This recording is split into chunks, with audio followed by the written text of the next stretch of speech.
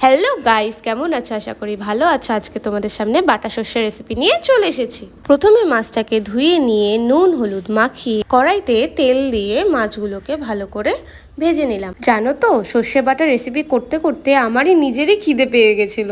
আচ্ছা, লালচে লালচে করে ভেজে নিয়ে তুলে নিলাম। ওই কড়াইতে সামান্য তেল দিয়ে শুকনো লঙ্কা, জিরে আর হ্যাঁ, সর্ষে গুঁড়ো জলে গুলিয়ে নিয়ে তারপরে দিয়েছি কিন্তু। তারপর পোস্ত বাটা, পরিমাণ মতো লবণ, হলুদ নাড়িয়ে নেওয়ার পর সামান্য জল দিয়ে ভাজা মাছগুলো দিয়ে দিলাম। এবার আপনারা যেমন ঝাল খেতে পছন্দ করেন সেই অনুযায়ী লঙ্কা কুচি দিয়ে দেবে। 10 মিনিট ঢেকে রাখার পর, আচ্ছা আপনারা কিন্তু এই রেসিপিটা অবশ্যই ট্রাই করে দেখবেন বাড়িতে। তারপরে নারকেলের দুধ ও সামান্য ধনেপাতা কুচি ছড়িয়ে দিয়েই তৈরি হয়ে গেল গরম গরম সর্ষে butter recipe. Like, comment, share and subscribe. কেমন লাগলো রান্নাটা প্লিজ জানাবেন কিন্তু।